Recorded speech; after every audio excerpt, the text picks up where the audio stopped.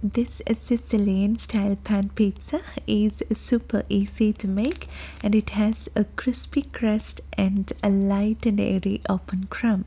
In this simple pizza recipe, we don't need to knead the dough, and we can make it with the least effort, and the result is a big batch of delicious pizza that we can make and enjoy in less than 2.5 hours time. And in this video, let's see how to make this easy pan pizza in 5 simple steps. So as the first step, let's prepare the pizza dough. Into a bowl, I'm adding 1.5 cups of lukewarm water which is not cold nor hot but just slightly warm. Then adding half a tablespoon of salt, 1 tablespoon of sugar, half a tablespoon of yeast, and stir until all our ingredients get dissolved in water. I'm adding 3.5 cups of flour. Mix and combine them all together. Here I'm using the rear end of a wooden spoon to mix them all together, and I found it makes the process less messy and much easier.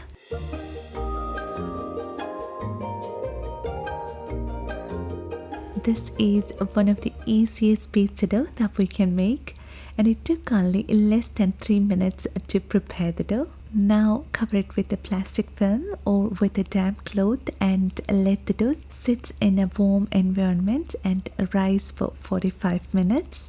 After 45 minutes, our dough has risen slightly, and now we need to degas the dough, and here I'm using a spatula to degas the dough. And now our dough is loose and weak, so to give it some strength and shape, let's stretch and fold the dough. You can see our dough is very sticky to handle, but when our hands are wet, it will not stick to our hands, and so don't forget to dip your hands in water before handling this dough. So stretch the dough and fold it onto itself, and then turn the bowl 90 degrees, and then repeat the same on all 4 sides.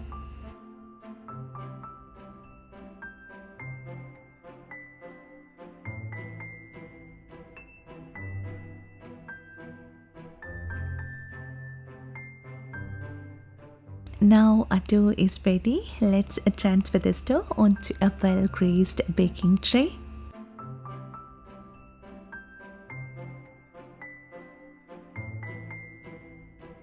Pour some olive oil on top, and then press and spread the dough as much as we can, because our dough is very elastic and it will show a tendency to rebound back while we shape the dough.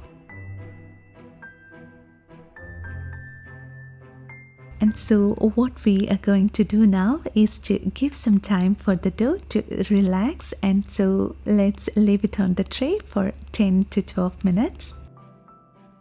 And after 12 minutes, add a little more olive oil on top and press and stretch the dough to fill the entire tray. The dough is now super soft and it's so satisfying and relaxing, and we can feel how soft and good our pizza dough is.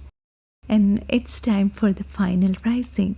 So wrap it with a plastic film and let that dough sit and rise in a warm environment for 1 hour.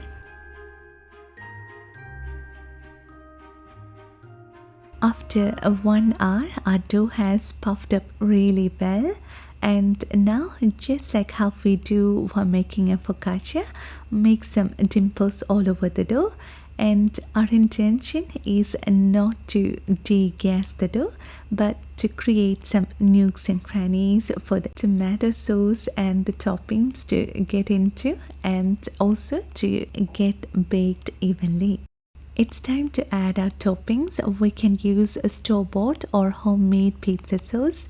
Here I'm using homemade pizza sauce in which I've already added some sauteed chopped garlic and some chili flakes, which really complement this pizza well. And if you want that pizza sauce recipe, it's so simple and easy to make. I've shared the recipe link in the iCard above and in the description box below. So spread the pizza sauce on top of the dough, and then with some shredded mozzarella cheese. And I've also added some chopped olives and jalapenos and some pepperoni on top.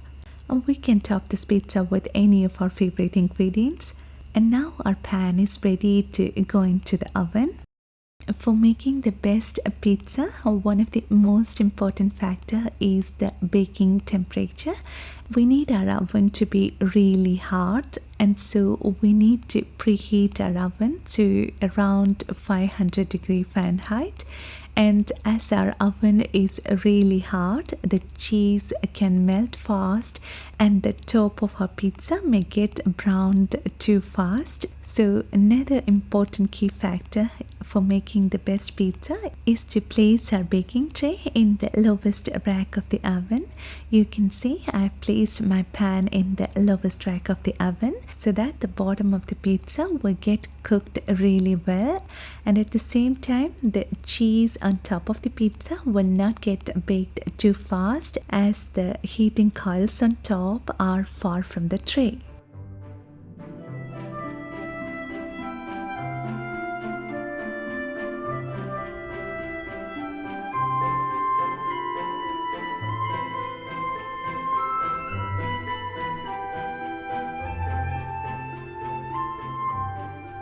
And after baking, I immediately took it out of the pan so that the steam will not make the bottom soggy.